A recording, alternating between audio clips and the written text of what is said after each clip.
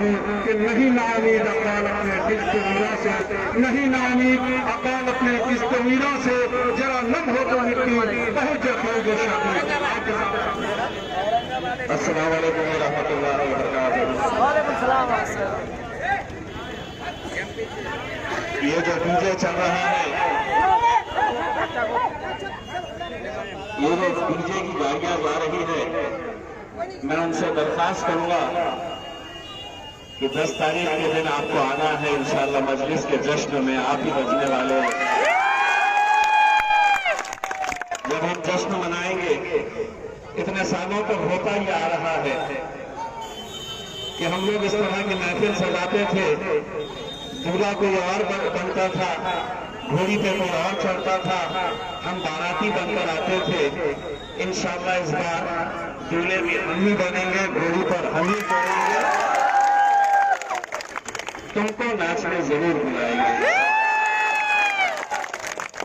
मेरे भाइयों, मैं जब यहाँ पर आया तो उस मस्जिद में असर की नमाज पढ़ के जब हम बाहर निकले तो बहुत सारी दुकानें लगी हुई है। एक सब्जी तरकारी की दुकान के ऊपर एक शख्स सब्जी खरीद रहा था। जितनी अच्छी अच्छी सब्जियां हैं वो चुन रहा था। आप सोचिए, अगर हम 10 रुपये और 20 रुपये की सब्जियां अगर चुनते हैं तो वो सब अच्छी अच्छी निकालते हैं। 5 साल के लिए जो आपके बीच रहता है उसमें से सबसे अच्छे को चुनना है और सबसे अच्छा आपके सामने खड़ा हुआ। मेरे भाइयों, 7 तारीख के दिन आप लोगों को मजलिस इत्तेहाद और मुस्लिमीन की निशानी पतंग के ऊपर मोहर लगाना है। और मोहर भी ऐसी लगाना है कि जिस नंबर के ऊपर, कौन से नंबर पे? 4 नंबर के ऊपर जब आप मोहर लगाएंगे तो वहां पर जितने भी अधिकारी हैं वो अधिकारियों ने अपने अधिकारियों को बोलना चाहिए कि साहब, यहाँ पर ये लोग 4 नंबर के ऊपर सिर्फ बटन नहीं दबा रहे हैं, बल्कि 4 नंबर के ऊपर धपाधप और यही काम आप लोगों को करना है। इतने सालों से हमने ऐरे गैरों को अपनाया है, अब आपका अपना भाई आपके बीच में आया है और आपके भाई को और इसलिए कामयाब करना है मेरे भाइयों की। इलेक्शन हर इलेक्शन के जैसा नहीं है। ये इलेक्शन अगर हटकर है तो इसलिए हटकर है कि आज आपसे ये सवाल पूछा जा रहा है कि क्या तुम इस मुल्क के अंदर पैदा हुए? अगर पैदा हुए तो तुम साबित करो कि ये पैदा हुए। तो मैं और असद साहब उनसे ये पूछने वाले हैं कि हम यकीनन साबित करेंगे कि हम इस मुल्क के अंदर पैदा हुए। मोदी जी जिस दिन बता देंगे कि हाँ, मैं पैदा हुआ इस मुल्क के अंदर, और तू साबित कर देगा कि तू इस मुल्क के अंदर पैदा हुआ, तो हम भी साबित करेंगे हम इस मुल्क के अंदर पैदा हुए। आज इस मुल्क के अंदर जो हालात तैयार किए जा रहे हैं, आपको लगेगा कि अलग अलग सियासी जमातें आपके बीच में आएगी, अलग अलग वादे करके आपके बीच से चले जाएगी, विकास की बात की जाएगी। बल्कि हद तो ये हो गई है कि सरकार ने ये कहा है कि 7 तारीख के दिन अगर हमारी हुकूमत चुनकर आ जाती है तो तमाम बिहार के लोगों को कोरोना की दवा मुफ्त में दी जाएगी। वो जीत कर आएंगे तो कोरोना की दवा तमाम बिहारियों को मुफ्त में दी जाएगी। उन्हें क्या पता है कि 7 तारीख के दिन तुमको हम ऐसा इंजेक्शन लगाने वाले हैं, लालटेन भी बुझने वाली है और तीर कमान भी टूटने वाला है। ये जो मंजर, ये नजारा हम देख रहे हैं आज पूरे बिहार के अंदर, जहां पर भी मजलिस इत्तेहाद और मुस्लिमीन ने अपने उम्मीदवारों को खड़ा की है। कल असद साहब का जलसा जिस जगह के ऊपर था, वहां 4 घंटे तक हमारी माएं, बहनें, बुजुर्गे जो खड़े हुए थे असद साहब के दीदार के लिए, मैंने उसी वक्त इजहार असमी साहब को कहा था कि दुनिया की दौलत खर्च कर दो, ये मोहब्बत आवाम से ऐसे मिलेगी जो मोहब्बत आपको मिली है यहाँ पर।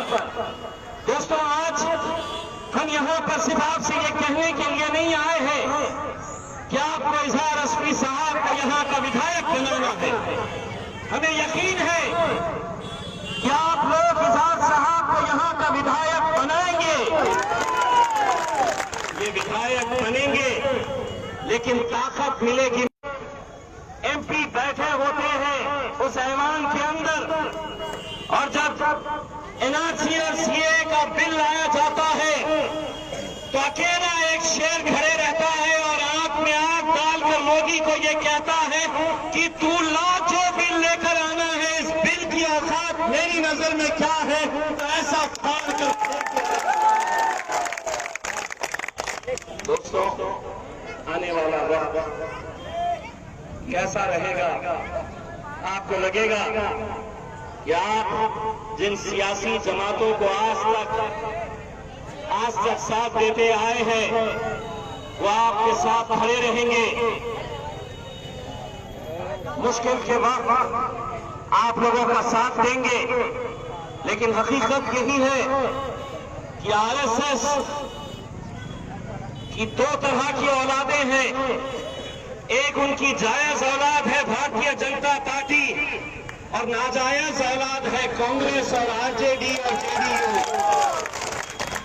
बीजेपी से कहा जाएगा इस कौम के साथ सामने से भिड़ो, और कांग्रेस से कहा जाएगा कि पीछे से वार करो। यही धंधा करते आए हैं पिछले 74 सालों से। अगर हमारी अपनी क़यादत हम खड़े नहीं कर पाए हैं तो उन्हीं लोगों की वजह से जो हर 5 साल के बाद आते हैं, हर 5 साल के बाद हमको सपने दिखाते हैं, हथेली पे जन्नत दिखाई जाती है। लेकिन क्या आज इस सीमांचल के अंदर हम जब घूमते हैं, देखते हैं कि क्या हमारे बच्चों को तालीम हासिल नहीं करना है, क्या हमारे बच्चों को डॉक्टर इंजीनियर नहीं बनना है? क्या वजह है? इन इलाकों को पिछड़ा ही रहने दिया जा रहा है, क्योंकि उनको मालूम है जिस दिन ये कौम के नौजवान पढ़ लेंगे, लिख लेंगे, तब हमारी सियासत खत्म हो जाएगी। हम यहाँ पर एक सियासी जमात के तौर पे नहीं आए हैं। इजहार असमी साहब के लिए पूरे हिंदुस्तान से, महाराष्ट्र से मैंने ऐसे नौजवानों को देखा है जो 3-3 दिन का सफर तय करके आए हैं। एक गांव में मुलाकात हुई, मैंने कहा कि तुम यहाँ पर कैसा? तो उन्होंने कहा कि इम्तियाज भाई, हम मजलिस को मजबूत करने के लिए यहाँ पर आए, हम मजलिस को ताकत देने के लिए यहाँ पर आए हैं। दोस्तों, इतनी कोसों दूर से अगर अनजान नौजवान, चाहे वो तेलंगाना से हो, आंध्रा से हो, पश्चिम बंगाल से हो, महाराष्ट्र से हो, अगर वो यहाँ पर आपके बीच में अगर आया है तो हमारा इनका रिश्ता क्या है? हमारा इनका रिश्ता कलमे का रिश्ता है मेरे भाई। इस कलमे के रिश्ते को हम मजबूत करने के लिए आए हैं, हमारी क़यादत हम खड़ी करने के लिए आए हैं।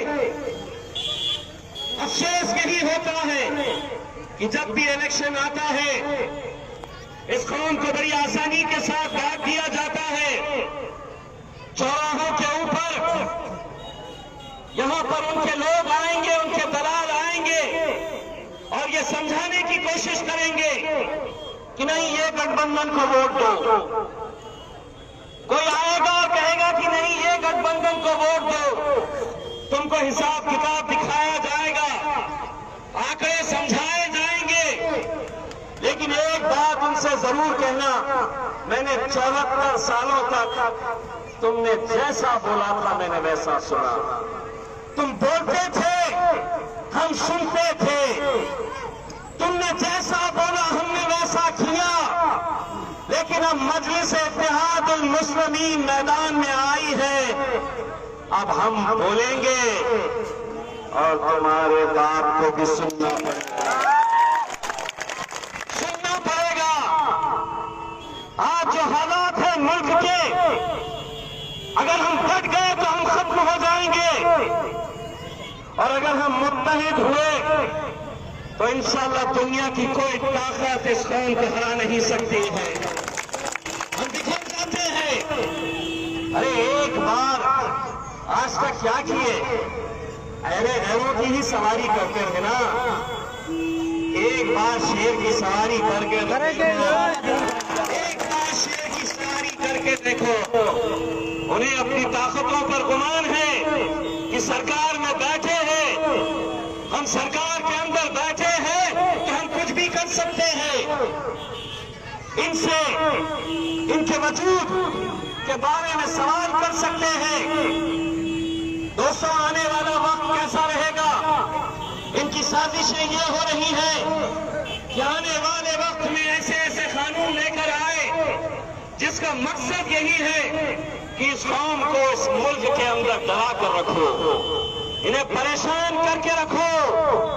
लेकिन ना तो मोदी जी जानते हैं ये बात, और ना अमित शाह जानता है इस बात को कि तेरी ताकत है क्या। अरे ताकतें तुम्हारी है, पर खुदा हमारा है। और उसी खुदा के लिए एक बार दोस्तों, बुजुर्गों, नौजवानों, साथियों, ये आपका भाई, आपका बेटा आपसे इजहार साहब के लिए वोट मांगने के लिए नहीं आया है, आपसे इत्तेहाद की भीख मांगने के लिए आया है। इत्तेहाद की भीख मांगने के लिए आया है। आपकी दुआओं से नवाज दीजिए। देखिए, इलेक्शन आएंगे, इलेक्शन जाएंगे, कोई हारेगा कोई जीतेगा। महज 5-6 दिन बचे हुए हैं। इन 5-6 दिनों के अंदर आपको इस तरह से काम करना है मानो ये इज़हार असली साहब इलेक्शन में नहीं खड़े हैं, बल्कि आप खड़े हैं इस इलेक्शन में। इन 5-6 दिनों के लिए अपने नाम बदल दो। कोई पूछता है तुमसे कि तुम्हारा नाम क्या है, तो मत कहो उसे कि मेरा नाम सलीम है, कलीम है, रऊफ है, शेख है, इम्तियाज है। 7 तारीख तक तुमसे जिस किसी ने पूछा कि तेरा नाम क्या है, तो कहो कि मेरा नाम इल्हाज इजहार असली है। मैं इलेक्शन लड़ रहा हूं, इस जज्बे के साथ जाओ। और अगर ये जज्बा लेकर गए तो यकीन मानिए, हो सकता है कि यहां से बहुत सारे लोग मुझसे वाकिफ नहीं होंगे, लेकिन आप असद साहब को पिछले न जाने कितने सालों से हिंदुस्तान की सबसे अजीम पार्लियामेंट के अंदर अकेले देखा था। लोग कहते थे कि यह तो अकेला है, ये अकेला क्या कर लेगा। अल्हम्दुलिल्लाह, अब उसी असदुद्दीन अवैसी साहब के साथ उनका एक छोटा भाई भी वहां पर गया है पार्लियामेंट के अंदर। बहुत परेशान होते हैं भारतीय जनता पार्टी वाले, कहते हैं कि यार वो तो अकेला बोलता था, अब तुम भी बोलोगे। मैंने कहा हाँ बोलूंगा, क्योंकि 70 सालों से तुम बोलते थे ना, तो मैं सुनता था। अब मैं बोलूंगा और तेरे बाप को भी सुनना पड़ेगा। ये जज्बे के साथ दोस्तों, जिस मुकाम से मैं आता हूं, महाराष्ट्र की औरंगाबाद से 48 लोकसभा की सीटें हैं। 48 लोकसभा की सीटों के अंदर ऐसी कितनी सीटें हैं जहां से हम अपने नुमाइंदे को चुनकर भेज सकते हैं, लेकिन पूरे 48 सीटों के अंदर सिर्फ एक ही मुसलमान पूरे महाराष्ट्र से चुनकर आता है, और वो आपका छोटा भाई इम्तियाज जलील चुनकर आता है। आता किसको है? 20 साल से शिवसेना वहां पर जीत कर आती थी। गढ़ हुआ करता था शिवसेना का। शिवसेना वाले कहते थे कि औरंगाबाद हमारा गढ़ है, और था उनका गढ़। नगर पालिका उनके पास, जिला परिषद उनके पास, विधायक उनके चुनकर आते, सांसद 20 साल से चुनकर आ रहा। हमने अपनी आवाम से एक बार कहा कि मेरे भाइयों, एक बार एक ताकत बनकर खड़े तो रहो। एक धक्का लगाओ तो सही, ऐसा धक्का लगाए कि 20 साल के सांसद को, शिवसेना को उनके घर के अंदर गाड़ के अल्हम्दुलिल्लाह। अगर वहां से हम ये मुमकिन कर सकते हैं तो बिहार की न जाने ऐसी कितनी कॉन्स्टिट्यूएंसीज है, कितने ऐसे इलाके हैं कि जहां से आप अपने उम्मीदवार आप चुनकर ला सकते हैं।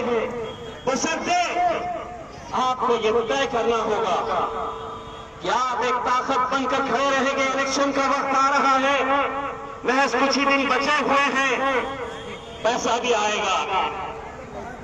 1 तारीख के बाद देखिए तमाम आरजेडी के, तमाम कांग्रेस के, भारतीय जनता पार्टी के, जेडीयू के तमाम लोग इन सड़कों के ऊपर नजर आएंगे भीख मांगते हुए कि हमको वोट दो।